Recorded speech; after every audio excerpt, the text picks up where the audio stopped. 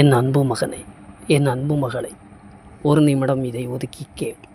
இது உன் வாழ்க்கையை மாற்றக்கூடிய வார்த்தையாக கூட அமையலாம். நீ தனிமையில் அழுவது யாருக்கும் தெரியாது என்று நீ நினைத்து வருத்தப்பட்டு கொண்டிருக்கலாம். தனிமை என்பது மனிதன் அனுபவிக்கும் மிக ஆழமான உணர்வுகளில் ஒன்று. இதை எல்லாரும் கடந்தே வந்திருப்போம். நம்மை யாரும் புரிந்து கொள்ளவில்லை, யாரும் நம் அருகில் இல்லை என்றும் தோன்றும் அந்த நேரத்தில் நம் மனம் உடைந்து அழுது கொண்டிருக்கலாம். சிலர் கடன் தொல்லைக்காக அழுது கொண்டிருக்கலாம். இன்னும் பல காரணங்களுக்காக பலர் அழுது கொண்டிருக்கலாம். ஆனால் அந்த அமைதியான கண்ணீரின் நடுவில் கூட உனக்கு ஒரு சத்தம் கேட்கும். அதுதான் இயேசு கிறிஸ்துவின் ஆறுதல் குரல். அது எப்போதும் உன் கூடவே இருக்கும். நீ அதை நம்பி விசுவாசி. இப்போதும் இயேசு நம் தனிமையாக இருக்கும்போது கூறும் ஆறுதல் வார்த்தைகளை பற்றி சிந்திக்கப் போகிறோம். இயேசு கூறுகிறார், நான் உன்னுடனே கூட இருக்கிறேன். ஆம், நீ எப்போதுமே தனியாக இல்லை. இந்த உலகம் உன்னை மறந்தாலும் இயேசு உன்னை விட்டு ஒருபோதும் விலக மாட்டார்.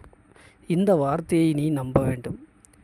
நான் உன்னை விட்டு விலகவும் மாட்டேன், உன்னை கைவிடவும் மாட்டேன் என்று வாக்குறுதி கொடுத்த இயேசு என்றுமே அதை மறக்கவில்லை. நீ அதை மறக்காமல் விசுவாசிக்க வேண்டும் என்று இயேசு விருப்பப்படுகிறார். அவர் எப்பொழுதுமே உன்னுடனே கூட இருக்கிறார். நீ தனியாக இல்லை.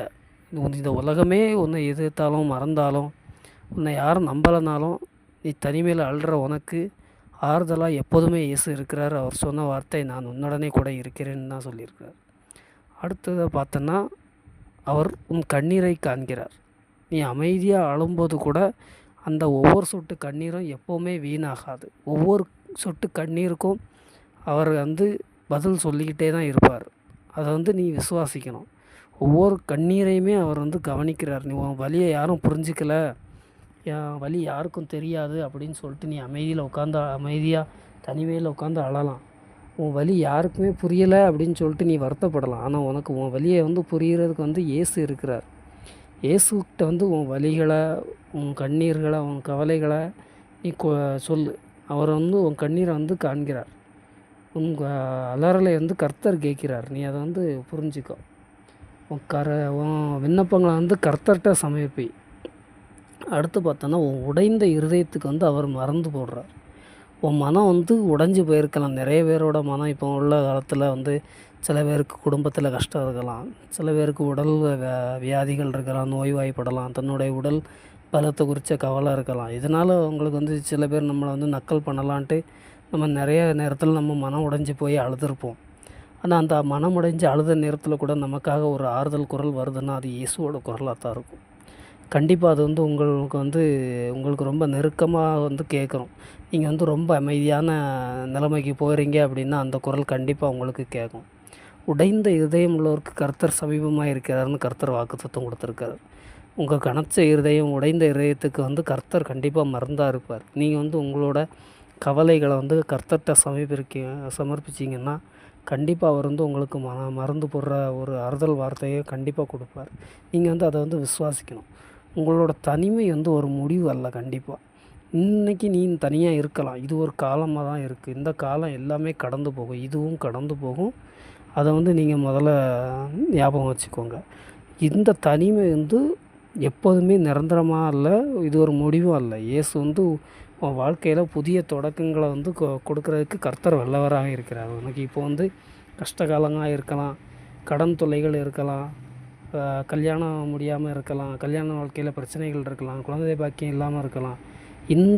இது எல்லாமே, இந்த கஷ்டங்கள் எல்லாமே நிரந்தரமானது அல்ல. கர்த்தருடைய பாதத்தில் எதுவுமே நிரந்தரமானது அல்ல. எல்லாத்தையும் மாற்றுவதற்கு இயேசுவால் கூடும். இயேசு உன் வாழ்க்கையில் புதிய தொடக்கங்களை இன்றைக்கி உருவாக்க போகிறாரு. நீ அதை விசுவாசித்து ஜெபம் பண்ணுங்க. நீ கர்த்தருடைய பார்வையில் பார்த்திங்கன்னா ரொம்ப மதிப்பு முக்கியவள். நீங்கள் அதை புரிஞ்சுக்கணும். நீ நினைக்கிற தனிமையாக இருக்கும்போது நான் யாருக்குமே தேவையில்லை, நான் வேஸ்ட்டு, இந்த உலகத்தில் இருக்கிறதே வேஸ்ட்டு அப்படின்னு சொல்லிட்டு நிறைய பேர் திங்க் பண்ணுறாங்க. தனிமையில் இருந்து அழுறாங்க. ஆனால் நம்ம யாருக்கு ரொம்ப முக்கியம் அப்படின்னு பார்த்திங்கன்னா இயேசுவுக்கு தான் நம்ம ரொம்ப ரொம்ப முக்கியம். எதுக்காக அப்படின்னு பார்த்திங்கன்னா, ஏன்னா அவர் நமக்காக தான் உயிரே கொடுத்தார். நமக்கு நம்ம உயிரே கொடுக்குற நம்ம ஃப்ரெண்ட்ஸுக்கு எல்லாருக்குமே கிடைக்க மாட்டாங்க. ஆனால் நமக்கு ஏசப்பா கிடச்சிருக்காரு. அவர் நமக்காக உயிரே கொடுத்தாரு அப்படின்னா, அப்போ நமக்கு அவர் எவ்வளோ முக்கியம், அவருக்கு நாம் எவ்வளோ முக்கியங்கிறத நம்ம இதிலேருந்து தெரிஞ்சுக்கணும். இதுதான் நம்மளோட மதிப்பு. நம்ம வேறு யாருக்கும் தேவைப்படுறோமோ படலையோ அதெல்லாம் ரெண்டாவது. நம்ம இயேசுவுக்கு ரொம்ப முக்கியமான. அப்போ நீ எப்படி யோசிக்கக்கூடாது அப்படின்னு பார்த்தீங்கன்னா, நான் யாருக்குமே தேவையில்லாத, நான் ஒரு வேஸ்ட் பீஸ் அப்படின்னு நீ நினைக்கவே வேண்டாம். நீ உன் வாழ்க்கையில் ரொம்ப உயர்வான நினைக்க வேண்டியது இயேசு தான். இயேசு ஒன்றும் உயர்வாக நினைக்கிறதுனால நீ அப்படி நினைக்கணும் அப்படின்னு சொல்லிட்டு அவர் விருப்பப்படுறார். அடுத்து அவர் உன் குரலை அவர் கேட்குறார். நீ வெளியில் நிறைய பேர் நினைப்பாங்க, வாய் மூடி தான் இருக்கும், ஆனால் மனசுக்குள்ளே ஒரு பெரிய போராட்டமே ஓடிக்கிட்டே இருக்கும். பொதுவாக பலருக்கு ஜெபம் பண்ண தெரியலைனாலும் மனசுக்குள்ளே பேசிக்கிட்டே இருப்பாங்க. நமக்கு இது நடந்தால் நல்லாயிருக்கும், இந்த கஷ்டம் போனால் நல்லாயிருக்கும், மனசுக்குள்ளே அழுதுகிட்டு புழுங்கிக்கிட்டே இருப்பாங்க. ஆனால் நீ எப்படி மனசுக்குள்ளே நினச்சாலும் கர்த்தர்கிட்ட அந்த வார்த்தைகள் செல்லணும்னு நினச்சிட்ட அப்படின்னா கண்டிப்பாக அந்த வார்த்தைகள் கர்த்தர்கிட்ட செல்லும். நீ அதை விசுவாசிக்கணும். நீ மனசுக்குள்ளே மெதுவாக பேசினாலும் சரி, இல்லை வாயிலே முணங்கினாலும் சரி, மனசுக்குள்ளே முழங்கினாலும் சரி, நீ நினச்சாலுமே அந்த நினைவுகள் எல்லாமே கர்த்தர்கிட்ட போய் சேரும். சின்ன பிரார்த்தனை போதும் அவர் உன் குரலை கேட்குறதுக்கு. நீ மனசு பெரிய அளவில் பேசி வசனத்தை சொல்லி ப்ரேயர் பண்ணணும்னு அவசியம் கூட இல்லை. உன் மனதளவில் ஒரு சின்ன பிரார்த்தனை பண்ணால் போதும். நீ மனசில் பேசு, கர்த்தர்கிட்ட பேசு. அதுதான் அவர்கிட்ட சொல்கிறதுக்கான சரியான பதிலை நமக்கு கொடுக்கும். அடுத்து பார்த்தோன்னா நம்மளை கர்த்தர் நம்மளோட கஷ்டங்களுக்கு ஒரு உண்மையான மருந்தை சொல்கிறாரு, உண்மையான வழியை சொல்வார். அதை நாம் விசுவாசிக்கணும். இயேசு சொல்கிறாரு, வருத்தப்பட்டு பாரம் சுமக்கிறவர்களே நீங்கள் எல்லாரும் என்னிடத்தில் வாருங்கள், நான் உங்களுக்கு இளைப்பாறுதலை தருவேன். இப்படி யாருமே நமக்கு சொன்னது கிடையாது. நீங்கள் மனதளவில் ரொம்பவே பாதிக்கப்பட்டிருக்கீங்க, மனதளவில் ரொம்பவே கஷ்டப்படுறீங்க, தனிமையில் ரொம்ப ஃபீல் பண்ணுறீங்க, அழுறீங்க அப்படின்னா உங்களோட பாரங்கள் நிறையா இருக்குதுன்னு அர்த்தம். அந்த பாரங்களை எல்லாத்தையுமே நம்ம கர்த்தர்கிட்ட சமர்ப்பிக்க சொல்கிறாரு. வருத்தப்பட்டு பாரம் சுமக்கிறவர்களே, நீங்கள் ரொம்ப வருத்தப்பட்டு சுமக்கிறீங்க, இது ஏன் நீங்கள் வருத்தப்பட்டு சுமக்கிறீங்க, ஏன்ட்ட சொல்லுங்கள், நான் உங்களுக்கு ஒரு இளைப்பாறுதலை தருவேன், அந்த பாரங்களை எல்லாம் என்கிட்ட இறக்கி வைங்க, நான் அதை பார்த்துக்கிறேன் அப்படின்ட்டு நம்மளோட ஆன்மாவுக்கு ஒரு அமைதியையும் நிம்மதியையும் தர்றதுக்கு கர்த்தர் வல்லவராக இருக்கிறார். நாம் அதுக்கு என்ன பண்ணணும் அப்படின்னு பார்த்தீங்கன்னா, கர்த்தர்கிட்ட நம்ம பாரங்களை சொல்லணும், நம்மளோட வருத்தங்களை சொல்லணும், நம்மளோட கவலைகளை சொல்லணும், நம்மளோட கண்ணீரை சமர்ப்பிக்கணும். நம்ம காயங்கள் எப்போவுமே வீணாகாது. காயங்கள்ங்கிறது வெளிக்காயங்கள் கிடையாது, நம்மளோட உள்காயங்கள். நம்ம அதாவது வெளியில் அடிபட்டால் கூட வலிக்கும், ஒரு நாள் வலிக்கும், ரெண்டாவது நாள் அப்படி சரியாயிரும். ஆனால் நம்ம மனதளவில் அனுபவிக்கிற வலி நாளுக்கு நாள் அதிகரிக்கும். அதே மாதிரி எல்லா நாளும் இருக்கும். அது ஆற்றுவதற்கு மனுஷங்களால் கண்டிப்பாக முடியாது. ஆனால் இயேசு எந்த வலியையும் ஆற்றுறதுக்கு வல்லவராக இருக்கிறார். அதே மாதிரி நீ படுற அனுபவிக்கிற வலி வேதனைகளை இயேசு உணர்வார். மற்றவங்க உன் ஃப்ரெண்ட்ஸோ சரி, இல்லை உன் ரிலேட்டிவ்ஸோ, இல்லை உன் கூட இருக்கிறவங்களோ, கூட வேலை பார்க்குறவங்களோ, அவங்க யாருக்குமே தெரியாது உன்னோட மனசில் என்ன வலி இருக்குது. சில சமயங்களில் நம்மளோட மனைவிக்கோ, இல்லை நம்மளோட கணவருக்கோ, நம்மளோட அம்மாவுக்கோ அப்பாவுக்கோ கூட நம்ம மனசில் சுமக்கிற வலியோ வேதனையோ அவங்களுக்கு புரியாது, தெரியாது. ஆனால் நமக்கு நம்மளோட வலி வேதனைகள் யாருக்கு தெரியும்னு பார்த்தீங்கன்னா கர்த்தருக்கு தெரியும். அவர் நம்மளோட வலிகளை ஒரு நாளுமே வீணாக்க மாட்டார். அதுக்கு சரியான மருந்தை போட்டு அதுக்கு தேவையான அமைதியும் நிம்மதியும் நமக்கு தர்றதுக்கு கர்த்தர் வல்லவராக இருக்கிறார்.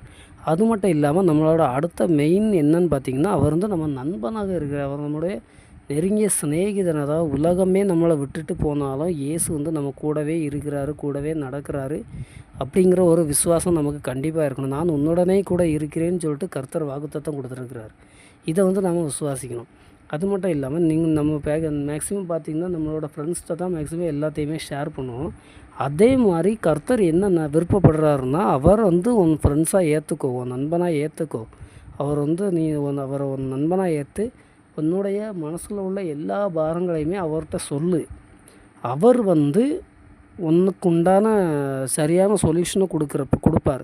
இதனால் உனக்கு என்ன ஆகும் அப்படின்னு பார்த்தோன்னா, உன்னோட மனசில் உள்ள பாரங்கள் குறைஞ்சி உன் மனசு லெகுவாகும். உன்னுடைய கஷ்டங்கள் குறையிறதுக்கும் அதிகமான வாய்ப்பு இருக்குது. இதுக்கு தான் அவரை நம்மளோட நண்பனாக ஏற்றுக்கிடணும் அப்படிங்கிற வார்த்தையை நான் சொல்கிறேன். அடுத்து பார்த்திங்கன்னா, இருள் எவ்வளவு ஆழமாக இருந்தாலும் ஒளி வந்து கண்டிப்பாக வராமல் போகாது. ஒரு இருள், அதாவது இன்றைக்கி நைட்டு நமக்கு ஒரு 6 மணிக்கு சூரியன் அஸ்தமனம் ஆகுதுன்னா, மறுநாள் வந்து காலையில் 6 மணிக்கு சூரியன் கண்டிப்பாக உதிச்சு தான் ஆகும். அந்த இருள் வந்து நம்மளை மூடிக்கொள்ளாது. அதே மாதிரி தான் நம்மளோட வாழ்க்கையில் கஷ்டங்களோ, நஷ்டங்களோ, காயங்களோ, வலிகளோ, எவ்வளோ தான் நம்ம கஷ்டங்கள் பட்டாலும், வலிகள் பட்டாலும் எல்லாமே ஒரு நாள் வந்து இயேசுவால் மாறும். அந்த ஒளி தான் நம்மளோட இயேசு. அதே மாதிரி நம்ம இயேசுவை வந்து விசுவாசித்தோன்னா கண்டிப்பாக நம்மளோட வாழ்க்கையில் ஒரு புதிய விடியல் வரும். நீ தனிமையில் உட்காந்து அழலாம். இன்றைக்கி எனக்கு பண கஷ்டம் இருக்குதுன்னு ஃபீல் பண்ணலாம்.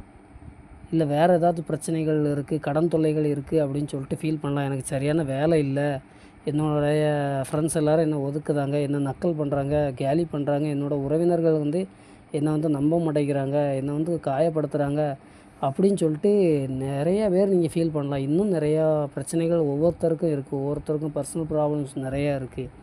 கணவர்கள் வந்து குடிச்சிட்டு வந்து தொல்லை பண்ணுறாங்க, மனைவிகள் வந்து அந்த ரொம்ப காசை வந்து ரொம்ப வீணாக செலவழிக்கிறாங்க, பொறுப்பு உணர்ந்து நடந்துக்க மாட்டேங்கிறாங்க அப்படின்னு சொல்லிட்டு ஏகப்பட்ட கஷ்டங்கள் வந்து நம்ம நிறைய பேர் படுறோம். அது மட்டும் இல்லாமல் குடும்பத்தோட பிரச்சனைகள் நிறையா இருக்குது.